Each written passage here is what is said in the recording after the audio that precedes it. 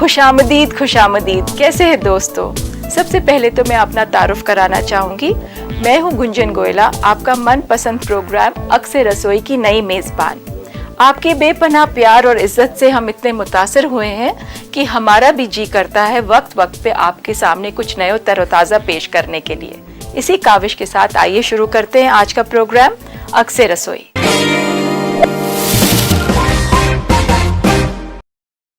आज हम शुरू करेंगे मुगलई खानों से।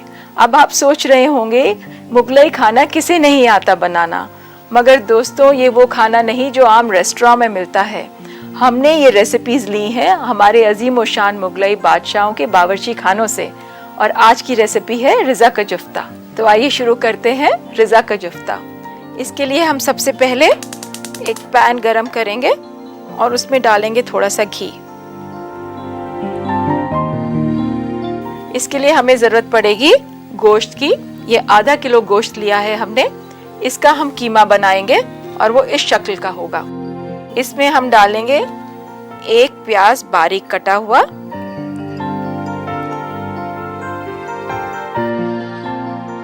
काली मिर्च,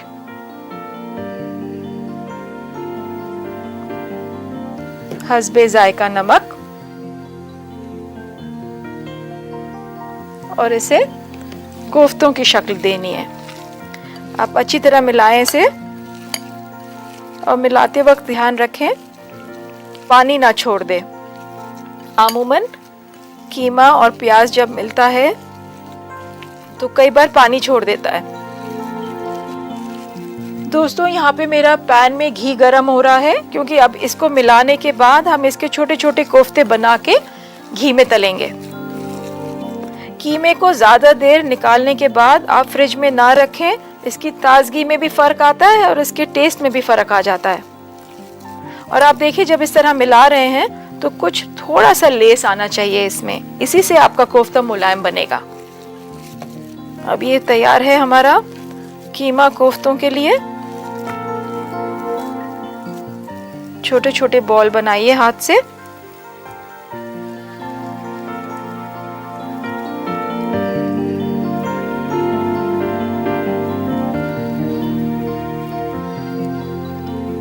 आप चाहें तो एक प्लेट पे अलग से रखें इसे।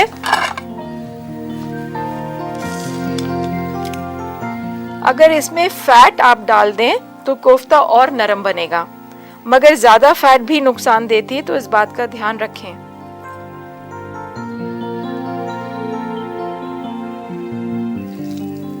आप चाहें तो पानी के हाथ की भी मदद ले सकते हैं।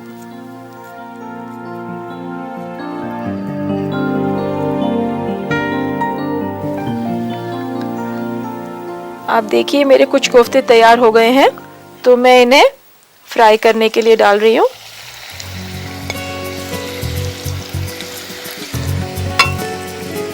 और इसे थोड़ी धीमी आंच रखिए, कोफ्ते एकदम जलने नहीं चाहिए।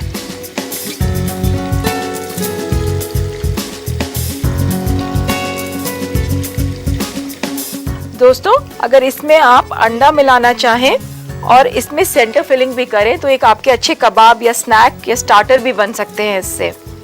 चिकन कीमा में भी आप ट्राई करें तो उसके कोफ्ते भी लाजवाब बनते हैं। इसी तरह आप कीमे को लें चिकन का कीमा करके, उसमें थोड़ा सा अंडा मिलाएं, थोड़ा नमक, प्याज, लहसुन, हरी मिर्च और छोटे छोटे कोफ्ते बनाएं। आपके दोस्तों को बहुत पसंद आएंगे। तो ये हमारे हो गए हैं कोफ्ते तैयार।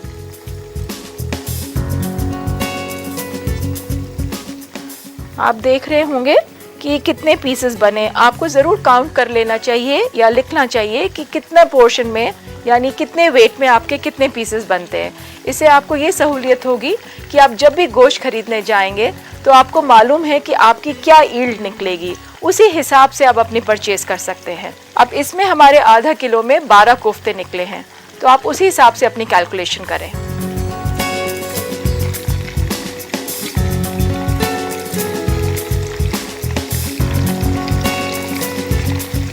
आप इसका ध्यान रखें कि आग बहुत तेज़ ना हो। गोश्त बहुत जल्दी लगता है और प्याज खास तौर से आप देख भी रहे होंगे, प्याज सबसे पहले पक जाता है। मैं एक तरफ और ये डाले दे रही हूँ।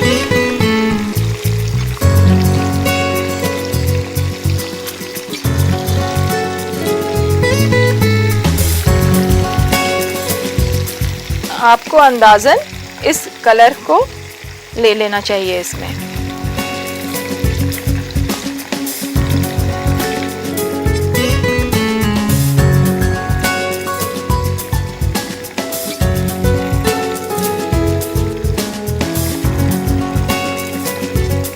दोस्तों, यहाँ मैं आपको एक टिप देना चाहूँगी। आप एक बार कोफ्ते तल के निकाल लें, 2-4 मिनट उसे प्लेट में ठंडा होने दें और फिर एक बार फ्राई करें। इससे आपका कोफ्ता कभी टूटेगा नहीं और कोफ्ते में करारपन रहेगा। तो फिर हम एक बार फिर से शुरू करते हैं।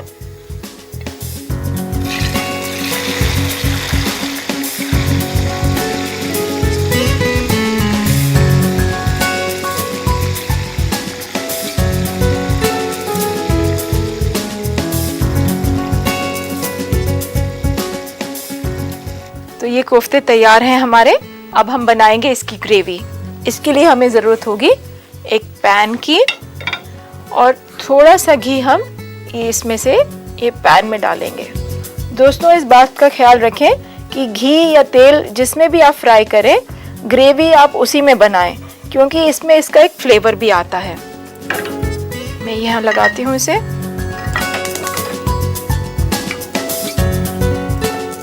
ये प्याज मैं इसमें फ्राई कर रही हूँ।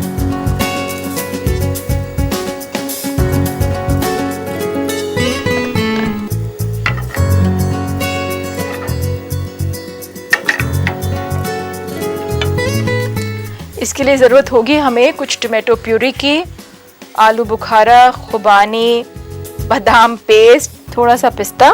आप देख ही रहे हैं कि ये मुगलई खाना है, पिस्ता और बादाम दोनों पड़ेंगे इसमें। बादाम पेस्ट बनाने के लिए आप बादाम को गर्म पानी में ब्लांच करें, उसका छिलका उतारें और चाहे तो उसी पानी में बादाम को मिक्सी में चला के इस शक्ल में बनाएं। पेस्ट बिल्कुल महीन होना चाहिए। जैसा कि आप जानते हैं, बादाम आँखों के लिए कितना मुफीद है। इसमें विटामिन ई भी है, इसमें कैल्शियम भी है। लोग तो इसे सर में भी लगाते हैं। इसका एक तरीका मैं आपको बताती हूँ। अगर आपके पास भीगा हुआ बादाम हो, उसे किसी भी पत्थर पे घिसिए और उसको अपने आँखों के नीचे लगाइए। देखिए आपकी आँखों के दायरे कितनी जल्दी गायब होते हैं। ये हमारा प्याज पिंक हो रहा है। हमें इसे सिर्फ ट्रांसपेरेंट बनाना है, ब्राउन नहीं करना है। इसीलिए मैं आपको बार बार ताकीद कर रही हूँ कि इसके ऊपर नज़र रखिए, नहीं तो ये जल जाता है। दोस्तों, हमें पड़ेगी कुछ ज़रूरत मटन स्टॉक की, जो मैंने पहले से बना के रख लिया था। ये बहुत सिंपल है। आप 2-4 पीस मटन के लिए या बोन्स के लेके पानी में डाल के हल्का सा प्रेशर कुकर दें और उसमें चाहे तो एक तेज पत्ता डाल दें। आपका स्टॉक रेडी है और वही स्टॉक हम इसकी ग्रेवी बनाने के लिए इस्तेमाल करेंगे। तो ये प्याज हमारा तैयार हो गया है। अब इसमें हम डालेंगे टमाटो प्यूरे, हल्का सा चलाएंगे।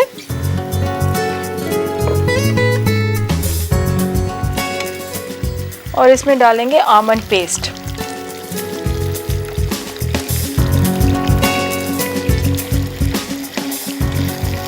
ज़रा सा भूनिए हल्की आंच पे। धीरे धीरे आप साइड से लेते रहें ताकि बराबर भुनता रहे वो। आप देख रहे होंगे साइड इसका छोड़ रहा है, यही निशानी है कि ये भुन रहा है। इसे हल्के हाथ से चलाएं। अब इसमें हम डालेंगे जो स्टॉक हमने बनाया था।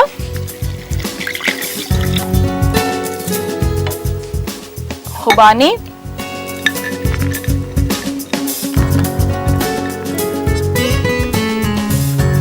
आलू बुखारा। आपने देखा ये क्या अच्छा कॉम्बिनेशन है, खुबानी और आलू बुखारा, खट्टा और मीठा दोनों। थोड़ा सा पिस्ता जो हमने पहले से ब्लांच करके रखा है।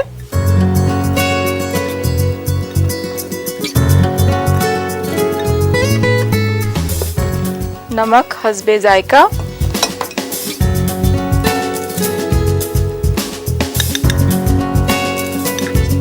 और थोड़ी सी काली मिर्च।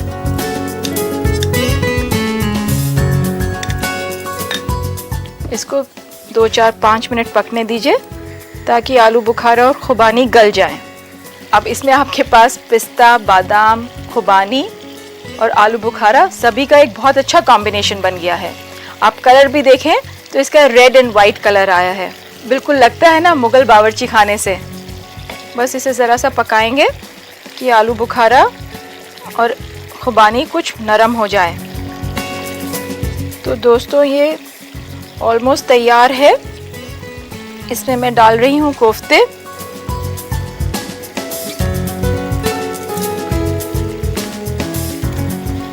और इसे पकने देंगे 4-5 मिनट ताकि कोफ्ते जो है ग्रेवी को जब्त कर लें।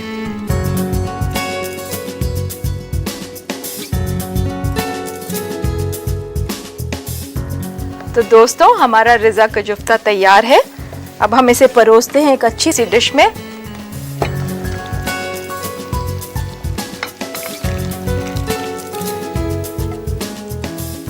इसे थोड़ी सी गार्निशिंग कीजिए आप। मैंने यहाँ तुलसी इस्तेमाल की है, आप चाहें तो पुदीना भी इस्तेमाल कर सकते हैं या पुदीना और तुलसी दोनों लगाएं। ये आपकी डिश तैयार है, तो परोसिए अपने मेहमानों को और जी भर के तारीफ लूटिए। मुझे मालूम है हमारे नाजरीन चाहेंगे इसकी तरकीब को दोहराना, तो एक बार गौर से सुनिए और चाहे तो आप लिख भी सकते हैं। रिज़ा का जुफ्ता बनाने के लिए हमें चाहिए 500 ग्राम बकरे का गोश्त, 3 अदद प्याज कटी हुई दरमियानी, हस्बे जायका नमक और काली मिर्च पाउडर, 450 ग्राम घी, 120 ग्राम टमाटर प्यूरी, 60 ग्राम पिसा हुआ बादाम, 35 ग्राम पिस्ता बारीक कटा हुआ, 600 मिलीलीटर उबले हुए गोश्त का पानी, आधी प्याली खुबानी मुसल्लम, आधी प्याली आलू बुखारा, आधी चम्मच काली मिर्च कुटी हुई और सजाने के लिए पुदीना और तुलसी बारीक कटी हुई। सबसे पहले बकरे के गोश्त का कीमा बना लें। उसमें बारीक कटी हुई प्याज, नमक और काली मिर्च का पाउडर मिलाएं। फिर उसे कोफ्तों की शक्ल दें। पैन में घी गरम करें और उसमें कोफ्तों को तलकर फिर उन्हें अलग निकाल कर रख दें। उसका मसाला तैयार करने के लिए पैन में उसी घी को दोबारा गरम करके उसका प्याज भून लें। फिर टमाटर प्यूरी, बादाम और पिस्ता मिलाकर 1 मिनट तक चलाएं। उबले हुए गोश्त का पानी, आलू बुखारा, खुबानी, नमक और काली मिर्च पाउडर मिलाएं और धीमी आंच पर तब तक पकाएं जब तक खुबानी और आलू बुखारा नरम न हो जाए। अब मसाला तैयार होने के बाद उसमें कोफ्तों को मिलाएं। फिर उसे बारीक कटी हुई तुलसी और पुदीना से गार्निश कर लें। लीजिए तैयार है रिज़ा का जुफ्ता। बहुत कुछ बाकी है अक्सर रसोई में बनाना, उससे पहले लेते हैं एक छोटा सा ब्रेक। आप कहीं मत जाइएगा, मैं यूं गई और यूं आई।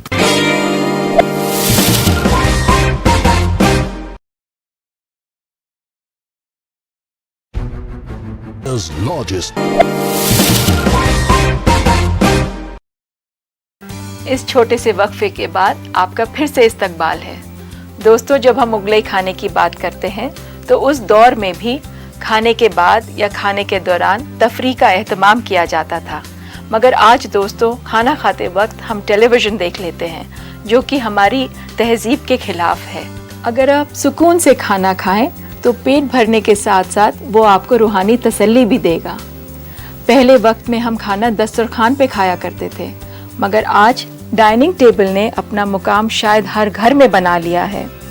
मगर कुछ एहतियात हम आज भी बरत सकते हैं डाइनिंग टेबल पे बैठने से पहले, जैसे बड़े बूढ़ों को पहले बैठने दिया जाए और उन्हें हेड ऑफ द टेबल बनाया जाए। अगर आप मेज़बान हो और आपके मेहमान खाना खा रहे हों तो डाइनिंग टेबल पे बैठने के वक्त आप एहतियात रखिए कि आप एक ऐसी जगह बैठे जहां आप अपने मेहमानों की छोटी से छोटी ज़रूरत पूरी कर सकें। दोस्तों, अक्सर लोग मुझसे पूछते हैं खाने के बाद उन्हें गैस हो जाती है। उसका एक बहुत ही छोटा सा नुस्खा मैं जो है आपको बताती हूँ। खाने के फौरन बाद आप आधा ग्लास गर्म पानी पिएं, 1/4 चम्मच काला नमक और अजवाइन मिला के ले लें। इससे आपका पेट भी ठीक रहेगा और गैस भी बननी बंद हो जाएगी।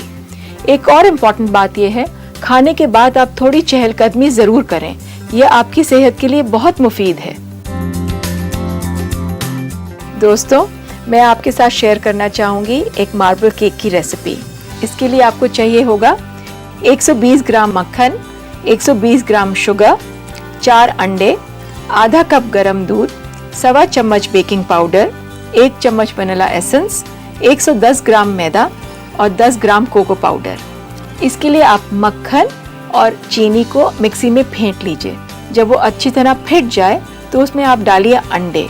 अंडे मिलाने के बाद आप उसको मैदा मिलाइए और उसको नीचे उतार लीजिए। जब वो नीचे उतार लेंगे तो आप ये डिसाइड करिए कि अगर आपको कोको सब में मिलाना है तो कोको सब में मिला दीजिए, नहीं तो उस बैटर को आप आधा आधा बांट के कोको और वेनिला एसेंस मिलाइए और उसको प्री हीटेड ओवन में 45 मिनट्स बेक करिए। देखिए आपका तैयार होता है एक लजीज केक। मैं लेती हूँ एक छोटा सा ब्रेक, कहीं मत जाइएगा। ब्रेक के बाद मैं फिर हाजिर होंगी लौकी और कैरेट की खीर के साथ।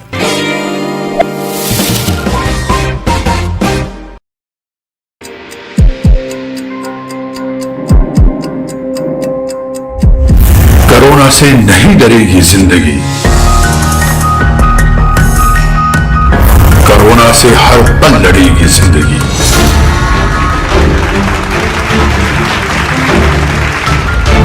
अब बिल्कुल नहीं थमेगी जिंदगी, आगे ही आगे बढ़ेगी जिंदगी, क्योंकि चलती रहेगी जिंदगी। न्यूज 18 उर्दू पर कोरोना से जंग, पीर से जुमेरात दोपहर 3:26 पर चलती रहेगी जिंदगी।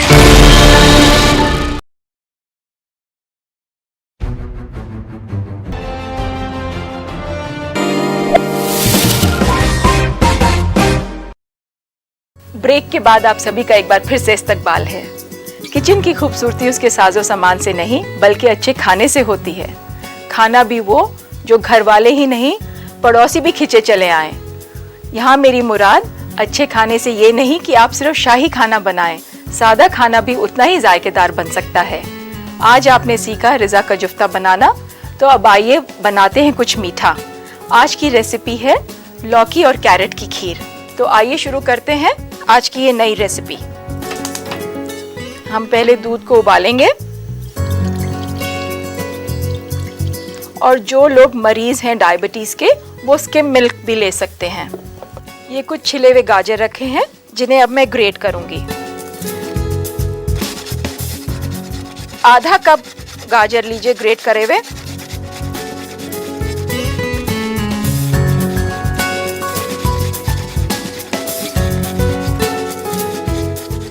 तो अब हम लेंगे घिया और इसको करेंगे पील।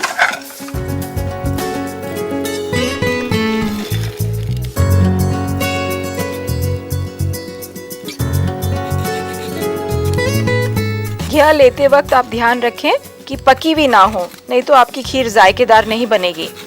अब इसको भी करते हैं ग्रेट।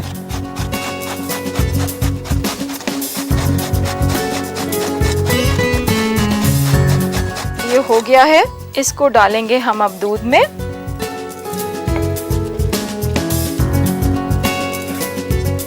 और रख देंगे इसको पकने। धीमी आंच पे ये धीरे धीरे पकता रहेगा। दोस्तों एहतियात रखिए कि ये लगे ना और बाहर भी ना निकले, तो धीमी आंच पे आप हल्के हल्के इसे हौले हौले से चलाते रहें।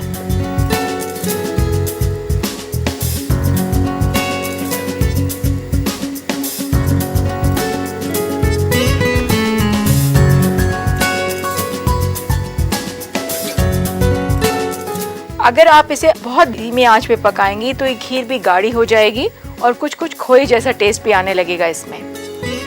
दोस्तों इसमें पकने के बाद हम डालेंगे कुछ बादाम, किशमिश, इलायची पाउडर। आप चाहें तो आप केसर भी डालें। मैं डाल रही हूँ चीनी, मगर अगर आप चाहें तो आप शुगर फ्री भी डाल सकते हैं इसमें। अगर आप डाइटिंग पे हैं या वेट कंट्रोल कर रही हैं तो आप इसको स्किम मिल्क में भी बना सकते हैं। और गाजर और घिया तो वैसे ही डाइटर्स का खाना है। अब आप देख रहे हैं काफ़ी गाढ़ी हो रही है और मैं इसको साइड में इसीलिए चला रही हूँ ताकि ये कहीं से लगे ना। दूध अगर एक बार लग गया तो उसको आप किसी भी तरह से ठीक नहीं कर सकते। तो बहुत एहतियात बरतिए जब भी आप कभी किसी दूध के कोई आइटम बना रहे हों। अक्सर घरों में जब मीठा बनता है तो ज़ियाबतीस यानी डायबिटीज़ के पेशेंट अपने आप को किनारा कर लेते हैं, मगर ये एक ऐसी डिश है जिसे आप आराम से परोस सकते हैं। करना कुछ नहीं है, स्किम मिल्क लेना है आपको, रिप्लेस करना है फुल फैट क्रीम के लिए और शुगर को रिप्लेस करना है शुगर फ्री से। बस डालिए और परोसिए। तो अब हमारी खीर तैयार है। चीनी आपके हस्बे जायका, थोड़ा सा कार्डमम पाउडर,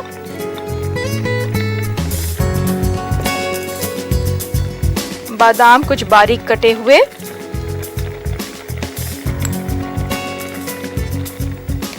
थोड़ी किशमिश, बस 1 या 2 दफा इसे मिलाएं और ये परोसने के लिए तैयार है। इसे मैं लूंगी एक छोटे बोल में।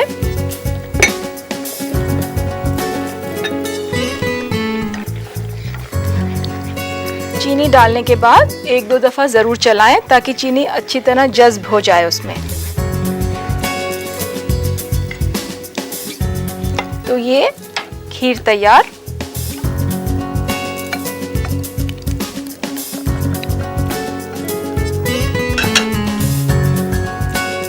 आप चाहें तो इसे डेकोरेट कर सकते हैं कुछ महीन कटे हुए एप्पल से। अगर आप चाहें तो आप एप्पल की खीर भी बना सकते हैं। तरीका वही है, एप्पल को ग्रेट करिए और दूध में पकाइए। एप्पल का अपने आप जो मीठा है उसी से आप उसका एक अपना जायका देगा, और चाहें तो आप चीनी अवॉइड भी कर सकते हैं। तो लीजिए दोस्तों, आज की स्वीट डिश तैयार है। हल्की सी इलायची बुरकिए, एक कलर आ जाएगा ऊपर। तो ये है लौकी और कैरेट खीर।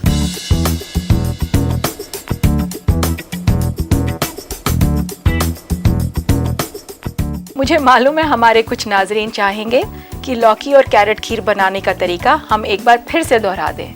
तो लेते हैं एक जल्दी से रिकैप, आप इसे लिख भी सकते हैं।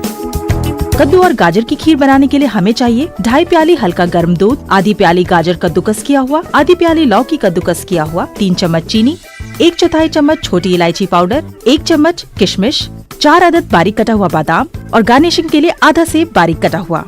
सबसे पहले दूध को उबाल लें, फिर कद्दूकस किए हुए गाजर और कद्दू को दूध में मिलाएं और उसी धीमी आंच पर रखकर तब तक पकाएं जब तक गाढ़ा ना हो जाए। अब उसमें चीनी, छोटी इलायची का पाउडर, किशमिश और कटा हुआ बादाम मिलाएं। धीमी आंच पर 2 से 3 मिनट तक पकाएं। फिर तैयार खीर को तश्तरी में रखें और सेब की कटी हुई बारीक स्लाइस से सजा लें। लीजिए, हाजिर है लौकी और गाजर की खीर।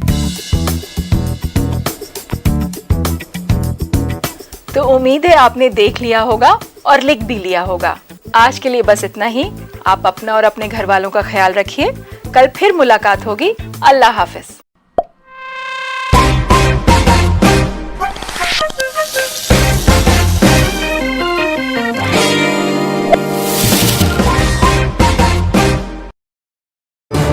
इस न्यूज को